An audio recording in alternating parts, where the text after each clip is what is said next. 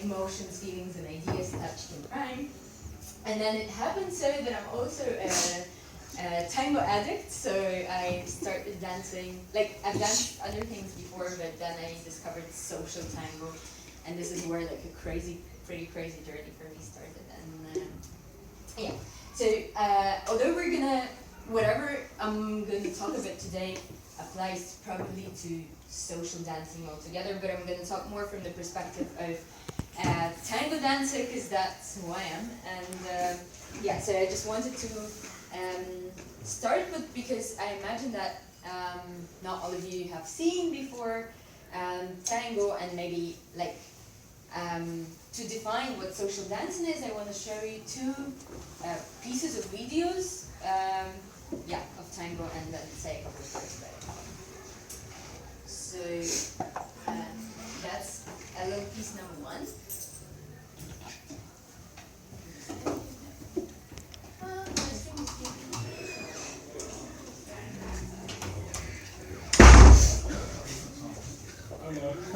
Yeah, it just works when the guys went to eat.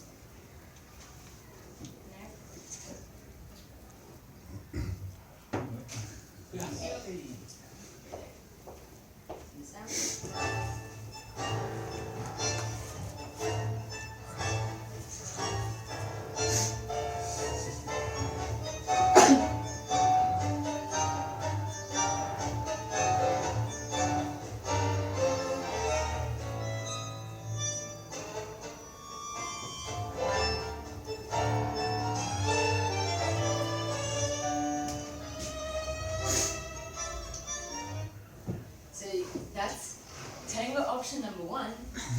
And then the tango option number two is something that I filmed for a friend of mine. The sound is really bad, so I'm gonna actually mute it, because it's on a festival, but it's exactly the same song. What I wanted you to know, and please just like watch their expressions, right? So it's exactly the same song, just trust me.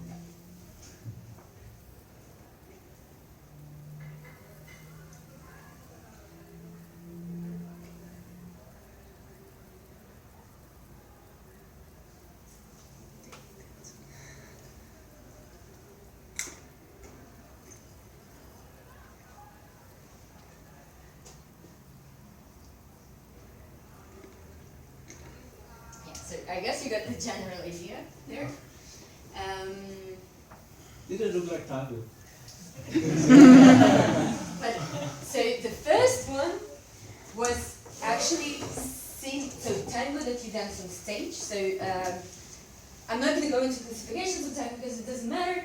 The first example, they're quite stage people. They're very famous and they're beautiful and they're dancing, but they do choreography, right? So most of their movements are, they know upfront what they're going to do, right? So then it's about, of course, coordination and expression and being on stage and performativity, which is a whole different thing. But the second thing what you saw is actually social dancing. And both of these dancers, they move so little not because they're not good dancers. Like, they're both teachers.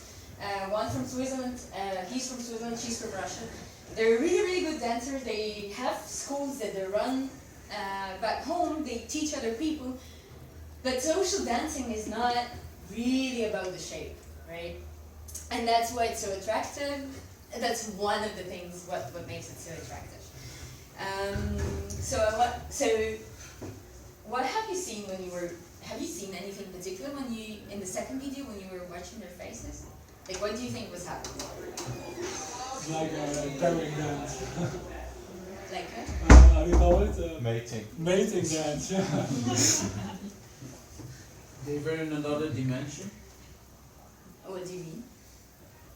not in the first three dimensions. That's a good one. That's a nice, beautiful way to They were describe it. kind of trying to connect to each other in a kind of non-shaped way. Yeah, They were connected. connected, of course. It also really looked like they were like playing with lots of subtlety, and then she had to laugh or smile because something probably semi-unexpected happened or something like that. Yeah, that's a very nice thing. Surprise. Like, you can see that's a really good thing that you spotted at surprise. I think playfulness as well. Waiting for the. I was trying to also imagine the song next to it, but you have these notes which go higher, and then if you play on those intonations, maybe it's like moments you are expecting to. Yeah, so indeed they're playing with each other. So the difference between first video and second video is that in first video it's like actors on stage in the theater, right? So they know what they're gonna say, and then it's about bringing this shape, making this shape alive. The second videos, they don't know what they're gonna say, right? They're talking in real time. It's like a conversation where you can make a joke, you can be playful, you can flirt, you can be very serious, you can talk about something very deep and very sad, you can talk about something really funny, you can just joke with each other, you can be a little bit mean even, right? So, and all of that you can transmit in quite, hey, no worries, it's not a formal setting, so yeah, and that's what social dancing is about, right? It's connection,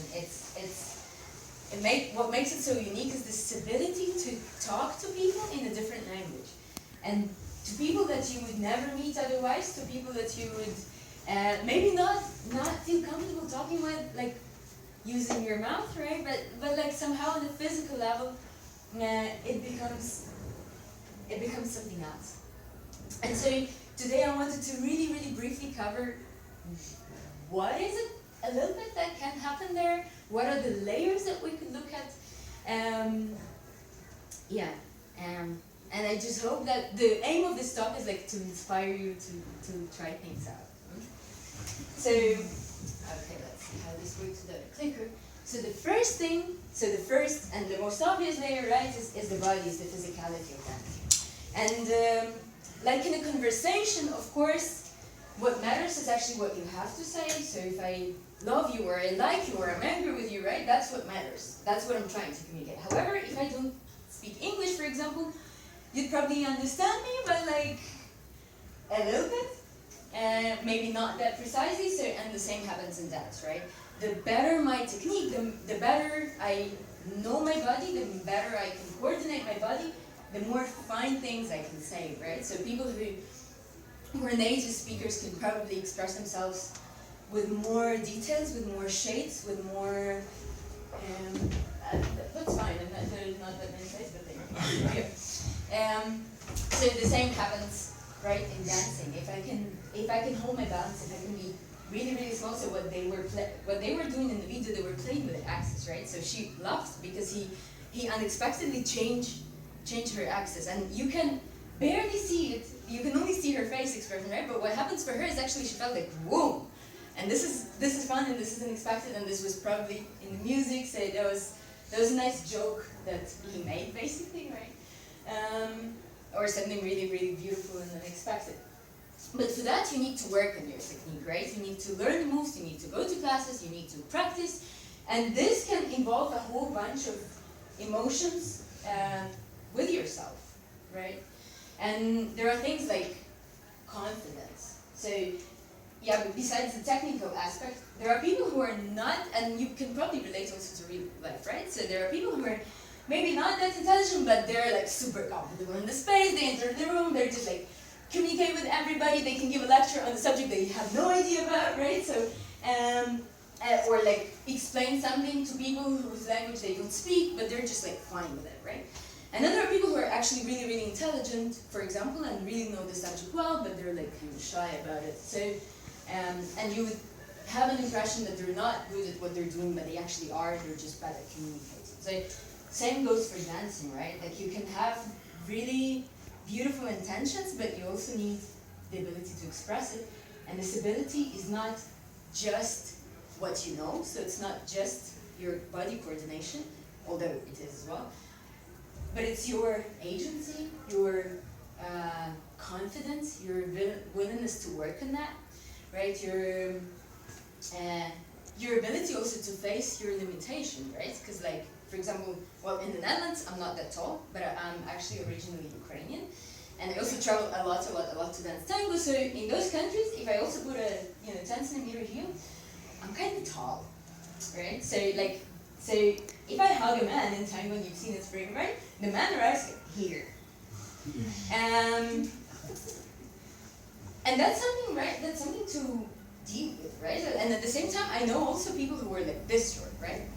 So if they come and dance in the Netherlands, it's a little bit of a like, confusing situation. And then the question is, how are you dealing with that? How are you dealing with if you start falling, if you start losing your balance? How do you, what do you feel if you step on the person's foot, right? So,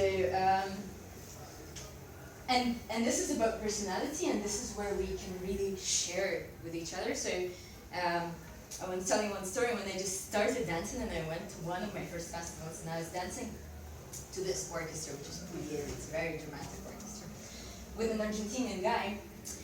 And then in the middle of the song, I stepped with my heel in the middle of his foot, really in the middle. And right, it's my first maybe couple of months of dancing. So I felt you can imagine, right? And he's so awesome, such a great dancer, Argentinian, right? And then me with that. And of course, oh, I'm so sorry. What he did, he said, "¿Por qué me gustó?" Why I liked it. And that was. But this is an example, right? This is social dance. Of course, it was really painful. It was really fucking painful. It's 60 kilos on your foot on one spot, right? So that's not so pleasant. But he was there, he was there for me. He knew that I'm a beginner. He knew that I would if at this moment he breaks and says yo, whoa, that was really not cool. He might ruin my love for tango. He might ruin my confidence. He might ruin. So he was really there for me, and he knew this, and right, and this is social dancing, and this is a situation that that really can happen at work or really can happen anywhere else, but it's not going to be that explicit, right? Because it's going to be stretched in time. So if you're doing something stupid and your supervisor, is giving you feedback, their things are way more relative, because what is stupid, what is feedback, he's not going to say something direct. The quality of your work is relative, blah, blah, blah. But this is basically a condensed social situation where in 3 seconds, we tell each other so much about who we are as human beings, right? About we can be generous, we can be kind, we can be forgiving, we can be mean, we can be hurtful, we can be, right? And just micro thing. But it's all expressed mostly, right, through the body. And that's layer one. That's the psychology of your physicality. It's how you relate to your body, how you treat it, how you communicate through it, and also how you handle, the whatever your body does or doesn't do. So we can maybe move to the next slide. And then one more. So the other thing that I wanted to zoom in is the communication part. And this, any questions at this point? Any feedbacks? Something who of you actually dances social dance? Cool. So, any times that you would feel, who has ever felt embarrassed because of, because of not knowing? Right? Who has ever seen other people, your dance partner, being embarrassed? Right? And I was just not answering this question, but answering in your head, how did you handle it? Right? What did you do? Did you do something to make this person feel more comfortable? Did you ignore it? Did you try to joke about it? Did you try to create the space? Did you try to hug the person tighter? Did you try to, how did you handle it? Just for yourself, right? And also, what could you do the next time this happens? Is there something you can offer to your partner to ease him or her into just the flow that you're on? So that's the transition from body to connection and from body to communication. And so touch is much more relevant for tango, I think, than for salsa or for, maybe for some ways still relevant and or for bachata. But tango has a lot of physical contact, right? So you can dance it also open, but what I dance to the milonguero style is really, really, really really close. So there it goes even more, but this goes for any social dancing because we're manipulating each other's bodies. And on that I can talk for like forever. Right? I love this topic. But what I wanted to share is that there's research that says that about 20% of tango dancers are actually physically addicted to tango. And I can really relate to that at some point. Why? Because when we're touched, this is something very deep. This is something very primal. This is something very ancient, right? This is the first language we talk. This is the language we used to talk to our moms when we were kids. This is the language that we use to discover the world. This is how we communicate with objects before we understand what they are, right? And they can be hurtful or pleasant, or the touch was there before humans developed the cortex, right, to be able to actually talk. And this is what we use with the people we love most, right? With our lovers, with our children, with our dearest friends, right? We touch each other. And this is something that triggers a lot of chemical reactions in the body, whether we're aware of it or not. So there's a hormone called oxytocin, you've probably heard about it, which has to do with bonding and like feeling connected. That's what's triggered by touch. And that's what triggered by touch by definition. So of course it's correlated with how it's connected to how you feel about the person who's touching you, but actually it's a physiological reaction, right? Like this is pleasant for a body by definition, unless it's in the conditions where it's threatened, right? So social touch is a safe environment, ideally, right? So what it's doing partially, it's playing with your biochemistry, it's playing with your hormones, with your neuromediators, it's playing with your brain, with your body. There are a lot of things happening around it. There's also smell, which we're not aware of, but which has a lot of effect. There's of course like temperature, and there's also interpretation and appraisal of what's happening. But yeah, this touch by itself is really, really, really therapeutic. So no matter what you dance, like touching people that you like in a happy environment is helps handle stress, like makes you more stress resistant, helps you to relax, helps you to feel safer, and there are many, many more other just purely biological or biopsychological effects. Then what social dancing teaches, but again, that's probably a little bit more relevant for tango and things like tango and kizomba, and a little bit less relevant for salsa, because salsa is a little bit of a different vibe, right? But what it teaches is being able to differentially communicate sexuality, sensuality, and intimacy. So you can be actually very, very intimate with a person without feeling sexual attraction. And that's something that in real life happens, because I can see your face expressions, because that rarely happens in real life. There are very few situations where you have this physical intimacy, right, without, so if it's not your partner, not your lover, not your boyfriend or girlfriend, especially in the West, there are just no situations where you're suddenly like this close to a person. Yet, there is this dimension of communication which is really about sharing something very profound, but not directly sexual. And this is maybe something like, again, if I try to find a different experience, it's maybe when you hug your very, very dear friend in a moment of sorrow, for example, right?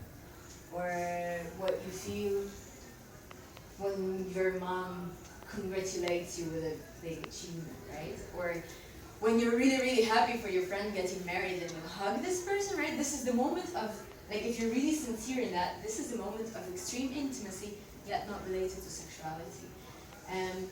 But because of the way the society in the West is structured today, there are very few occasions when this occur separately, right? So usually intimacy and sexuality are tightly related. And social dancing is something that teaches you to play with those shades, to like distinguish, oh wow, this is a different feeling, oh wow, this is something else. This is, oh wow, this can be, like I can kind of put more sexuality or less, or none, or a lot, right? But the connection can be still there. And that allows us, that shows, that teaches through experience that we can be connected to people that we never thought we could be connected to. Like sometimes, like I've had very, very, very profound experiences with people that I would never think in real life, like if I would meet them somewhere, you know, and at work, like I would never think that we have something in common, because we're like different, everything, like ages, social classes, educational levels, world views, like left, right, political, nothing, right? But yet, when you create this space, there's something else happening, and when you learn this from feeling this, right? Not hearing it from a lecture, like blah blah blah, you know, let's build bridges, yeah, between social groups, and you're like, yay. When you actually experience this, that like somebody else is like you feel each other's emotions while being so different, it can be really, really powerful and really inspiring, or really upsetting, or really whatever, but it's definitely a very different experience, and I have that part. Oh yeah. How many time? Like As much as you want.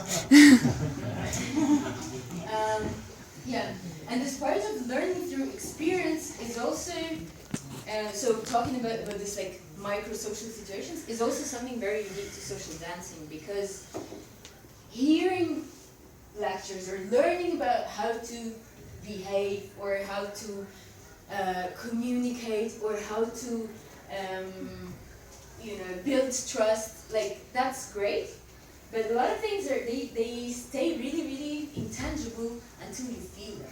And the moment you have this kind of experience, the moment you have somebody telling me, "Ay, por favor, me gustó," right? And like you really remember this, right? Like imagine comparing this experience to your mom telling you be kind to people, right? Like,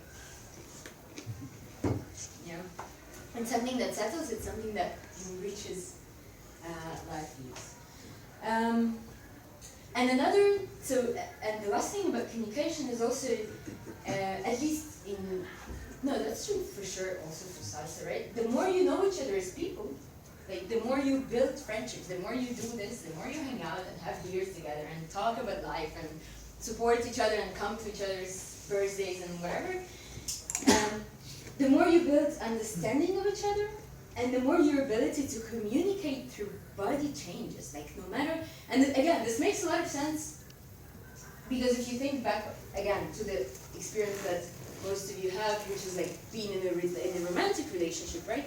You see how your sexual life changes throughout the relationship, because your connection changes, because your understanding of each other changes, because the level of trust you have changes, and therefore everything you can do together changes. Not in the sense that your actual practices change. It's not like what maybe they do as well, but like,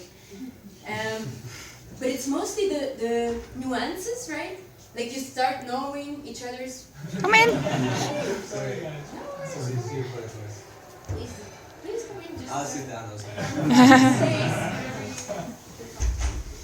So your ability to address each other's. Yeah.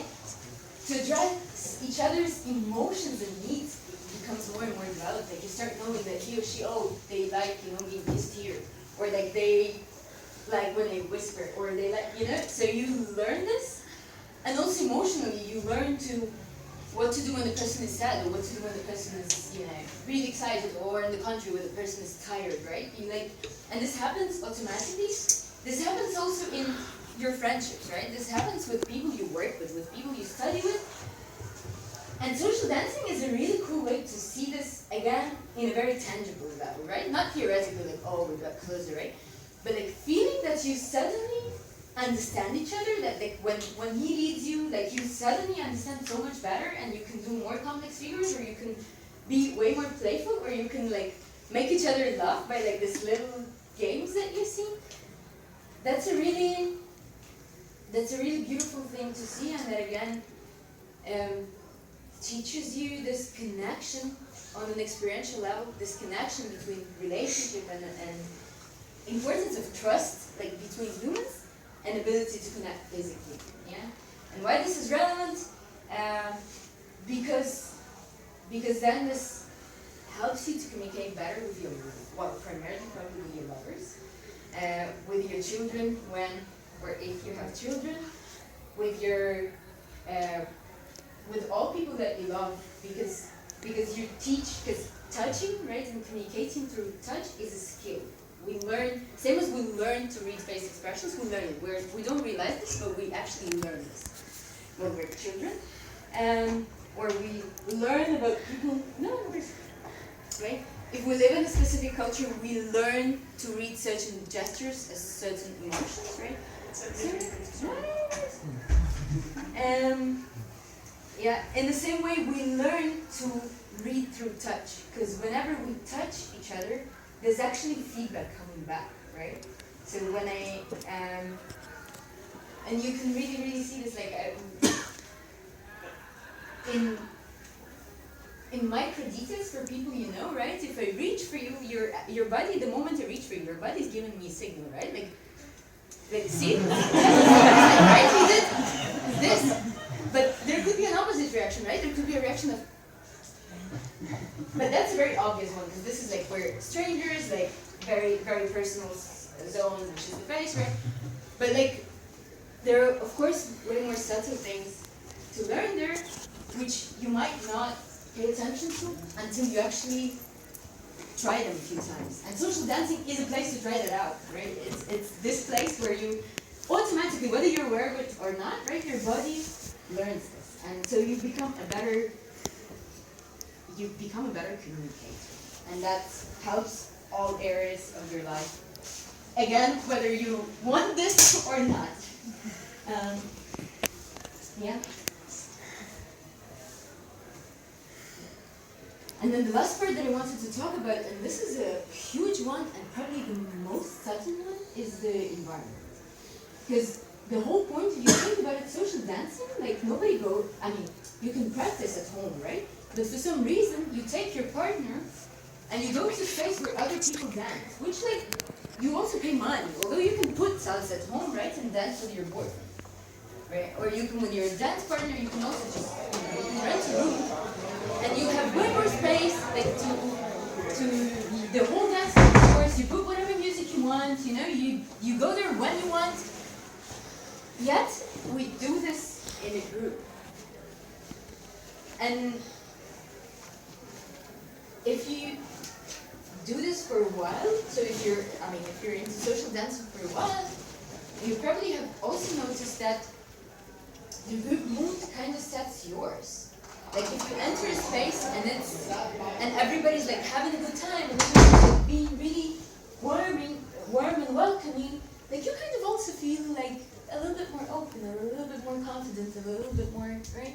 And if you enter a space where people for some reason, right, and these reasons they're like multiple, starting from whether to somebody, you know, divorcing someone and then gossiping about each other, and you don't know this, right? But you enter the space and you feel like, whoa, yeah. And this sets the mood. This sets how you're gonna communicate to your partner. This sets how forgiving you're gonna be and how sensitive you're gonna be with your own partner. Like not with everybody else necessarily. Just even within your couple, you're gonna feel that it matters. And you're also so this community that you're dancing with actually participates in your dancing.